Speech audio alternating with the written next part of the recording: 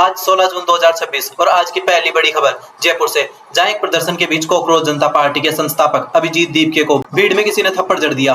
कैमरे में कैद हुआ यह वाकया अब हर तरफ वायरल है। फ्रांस में प्रधानमंत्री मोदी आज G7 शिखर सम्मेलन में है। कल ट्रंप से होगी सबसे बड़ी मुलाकात। हमारे शहीद नाविकों का मुद्दा और व्यापार समझौता दोनों दांवों पर। ईरान अमेरिका शांति समझौते को लेकर बड़ी हलचल। ट्रंप ने कहा डील साइन हो गई है, लेकिन लेबनान पर इजरायली हमलों ने नया खतरा पैदा कर दिया। और असम के जोरहाट हादसे पर वायुसेना की जांच रिपोर्ट का पहला अपडेट। शुरुआत करते हैं जयपुर की उस घटना से जिसने पूरे देश में एक नई बहस छेड़ दी।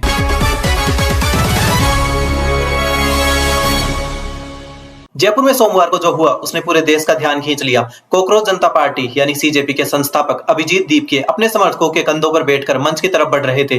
ठीक उसी वक्त भीड़ में से कुछ लोगों ने उनका गमछा खींच लिया, उन्हें कई बार थप्पड़ मारे और नीचे गिराने की कोशिश की। यह सब कैमरे में कैद हो गया और कुछ ही घंटों में सोशल मीडिया पर आग की तरह फैल गया। यह प्रदर्शन सीजेपी के राष्ट्रव्यापी अभियान का हिस्सा था। हजारों छात्र, युवा और कार्यकर्ता जयपुर में जुटे थे। मांग थी परीक्षा प्रणाली में सुधार और केंद्रीय शिक्षा मंत्री धर्मेंद्र प्रधान का इस्तीफा। जैसे ही दीपके भाषण देने वाले थे, हमला हुआ। उनके समर्थकों ने तुरंत हस्तक्षेप किया और उन्हें सुरक्षित बाहर निकाला। मौके पर अफरा तफरी मच गई। रिपोर्टों के मुताबिक संदिग्ध हमलावरों को हिरासत में ले लिया गया है। हालांकि अधिकारियों ने अभी तक उनकी पहचान सार्वजनिक नहीं की। पहले समझते हैं यह सीजेपी आखिरकार है क्या। 16 मई 2026 को भारत के मुख्य न्यायाधीश सूर्यकांत की एक टिप्पणी से इसकी शुरुआत हुई। उन्होंने बेरोजगार युवाओं को कॉकरोच और समाज के पैरासाइट कहा था। इस टिप्पणी से नाराज अभिजीत दीपके, जो पहले आम आदमी पार्टी के राजनीतिक रणनीतिकार रहे थे, ने इसी नाम से एक व्यंग्यात्मक राजनीतिक आंदोलन शुरू कर दिया। आलसी और बेरोजगारों की आवाज। कुछ ही दिनों में 3.5 लाख से ज्यादा साइन अप और इंस्टाग्राम पर 2 करोड़ से ज्यादा फॉलोअर्स। यह आंदोलन अब दिल्ली, अमृतसर, पुणे, बेंगलुरु, हैदराबाद और लखनऊ हर बड़े शहरों में पहुंच चुका है। हमले के बाद दीपके ने क्या कहा? उन्होंने साफ कहा, हम शांतिपूर्ण और लोकतांत्रिक तरीके से अपनी बात रखते रहेंगे। डराने, धमकाने या हिंसा से हमारा मकसद नहीं बदलेगा। दीपके ने यह भी कहा, यह आंदोलन देश भर में जारी रहेगा और अगर केंद्र सरकार मांगों पर ध्यान नहीं देती तो वो फिर दिल्ली लौट सकते हैं। इस घटना के 2 पहलू है। पहला यह दिखाता है कि शिक्षा व्यवस्था, परीक्षा गड़बड़ियां और बेरोजगार युवाओं का गुस्सा कितना गहरा है। एक व्यंग्यात्मक आंदोलन जो मजाक में शुरू हुआ था, अब करोड़ों युवाओं की आवाज बन चुका है। दूसरा सवाल यह है कि जब प्रशासन की अनुमति से एक शांतिपूर्ण प्रदर्शन हो रहा हो, तब ऐसी हिंसा कैसे हुई? क्या यह सुरक्षा में चूक थी या कोई सुनियोजित कोशिश? गौरतलब है, सक्रियता से जुड़े सोनम वांगचुक भी इस आंदोलन को समर्थक दे चुके हैं। अब फ्रांस से एक बड़ी कूटनीतिक खबर।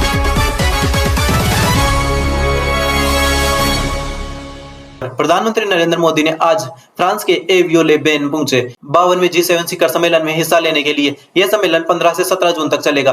फ्रांसीसी राष्ट्रपति इमैनुअल मैक्रों ने स्वयं प्रधानमंत्री मोदी का स्वागत किया। भारत G7 का स्थायी सदस्य नहीं है, लेकिन हर साल विशेष आमंत्रण सदस्य के तौर पर शामिल होते हैं। लेकिन इस पूरे सम्मेलन की सबसे बड़ी निगाहें कल यानी 17 जून पर है। कल प्रधानमंत्री मोदी और राष्ट्रपति ट्रंप के बीच द्विपक्षीय बैठक होनी है और इस मुलाकात पर पूरी दुनिया की नजर है, क्योंकि बीते कुछ महीनों में भारत अमेरिका के रिश्तों में खटास आई है। ट्रंप ने भारत पर भारी टैरिफ लगाए, यह कहकर कि भारत रूस से तेल खरीद रहा है। इसके अलावा ट्रंप ने भारत पाकिस्तान सीजफायर का क्रेडिट लेने की कोशिश भी की थी, जिसे भारत ने सिरे से नकार दिया। लेकिन एक उम्मीद की किरण भी है। भारत के व्यापार मंत्री पीयूष गोयल ने पिछले हफ्ते कहा, द्विपक्षीय व्यापार समझौते का पहला चरण जुलाई के मध्य तक पूरा हो सकता है। हालांकि दोनों देशों के अधिकारियों ने संकेत दिया है कि यह समझौता इस सम्मेलन के दौरान पूरी तरह अंतिम रूप नहीं लेगा। अमेरिकी ऊर्जा, औद्योगिक सामान और कृषि उत्पादों में निर्यात बढ़ाना चाहता है। भारत के लिए जेनेटिकली मॉडिफाइड फसलों पर प्रतिबंध सबसे बड़ी अड़चन बना हुआ है। और इस बैठक पर एक भारी साया है हमारे 3 शहीद नाविकों का। 9 जून को अमेरिकी मिसाइल हमले ने आदित्य शर्मा, शिवानंद चौरसिया और पटनाला सुरेश शहीद हुए थे। भारत ने अमेरिकी राजदूत को 2 बार तलब किया। जयशंकर ने सीधे रूबियो को फोन करके कड़ा विरोध जताया। अब सवाल यह है,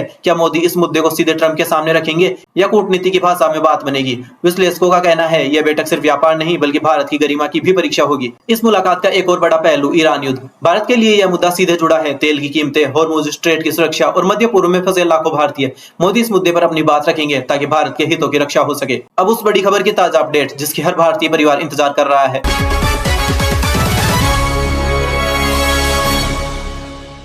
सोमवार को फ्रांसीसी राष्ट्रपति मैक्रोन के साथ बैठक में ट्रंप ने कहा डील साइन हो गई है। उन्होंने कहा कि यह समझौते के विवरण जल्द ही सार्वजनिक किए जाएंगे। पाकिस्तान के प्रधानमंत्री शहबाज शरीफ रविवार को ही घोषणा कर चुके थे। दोनों पक्षों ने सभी मोर्चों पर लेबनान सहित सैन्य कार्रवाई की तत्काल और स्थायी समाप्ति की घोषणा की है। ट्रंप ने कहा, एक बार समझौते पर हस्ताक्षर होने के बाद स्ट्रेट ऑफ हॉर्मुज तत्काल फिर से खुल जाएगा। यह भी सुनिश्चित होगा कि ईरान कभी परमाणु हथियार न बनाए। औपचारिक हस्ताक्षर समारोह 19 जून को स्विट्जरलैंड में प्रस्तावित है। लेकिन एक बड़ी मुश्किल सामने आई है। सोमवार सुबह इसराइल ने बेरूत के बाहरी इलाकों पर हमले किए। ट्रंप ने इस पर तीखी प्रतिक्रिया दी। उन्होंने ट्रुथ सोशल पर लिखा, यह हमला नहीं होना चाहिए था, खासकर ऐसे खास दिन जब हम ईरान के साथ शांति समझौते के इतने करीब है। इजराइल के रक्षा मंत्री ने साफ कहा, हम लेबनान, सीरिया और गाजा से पीछे नहीं हटेंगे। यानी इजराइल इस अमेरिकी ईरान समझौते का हिस्सा नहीं है और अपनी अलग रणनीति पर चल रहा है। इस खबर का असर बाजार पर भी दिखा। शुक्रवार को ब्रेक थ्रू की खबर के बाद तेल की कीमतों में 3% की गिरावट आई थी। वॉल स्ट्रीट में तेजी आई। S&P 500 के फुलटर में 0.6% की बढ़त दिखी। ब्रिटेन और फ्रांस दोनों G7 सदस्यों ने कहा कि संघर्ष विराम के बाद होर्मुज जलडमरू मध्य से माइन हटाने में मदद करेंगे।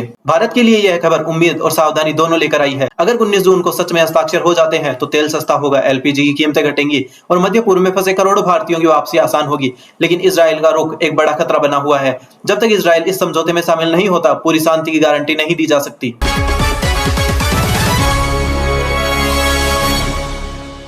अब पिछले 24 घंटे की कुछ जरूरी खबरें। जोरहाट हादसे का अपडेट। असम के जोरहाट में हुए AAN 32 दुर्घटना की जांच जारी है। वायुसेना ने प्रारंभिक जांच में तकनीकी खराबी की संभावना जताई। पूरी रिपोर्ट आने में अभी समय लगेगा। 5 शहीद वीरों को कल पूरे राजकीय सम्मान के साथ अंतिम विदाई दी गई। FIFA world cup 2026। कल रात जर्मनी ने जापान को 2-0 से हराया। फ्रांस ने भी अपना मुकाबला जीता। भारत में फुटबॉल प्रेमियों का उत्साह चरम पर। सोशल मीडिया पर मैच हाइलाइट्स आए हुए हैं। Monsoon update. दिल्ली NCR में मानसून ने पहले ही दस्तक दे दी है। भारतीय मौसम विभाग ने अगले 48 घंटों में उत्तर भारत के अधिकांश हिस्सों में बारिश की चेतावनी दी है। TMC में हलचल। पश्चिम बंगाल में TMC बागी विधायकों की संख्या अब 60 के पार पहुंच गई। नई सरकार ने आज किसानों के लिए राहत पैकेज की घोषणा की। अब एक विशेष विश्लेषण। कोकरोच जनता पार्टी मजाक से आंदोलन तक।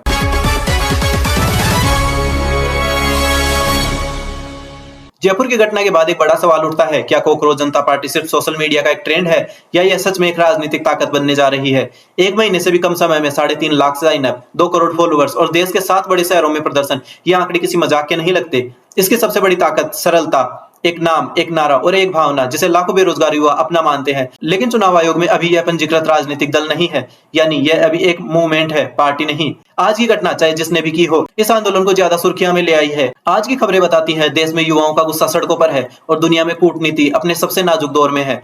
कल की मोदी ट्रंप मुलाकात सिर्फ एक बैठक नहीं, भारत की विदेश नीति की दिशा तय करेगी। हम हर खबर पर आपको अपडेट देते रहेंगे। तब तक के लिए आपका बहुत बहुत शुक्रिया। जागरूक रहे, सुरक्षित रहे। जय हिंद, जय भारत।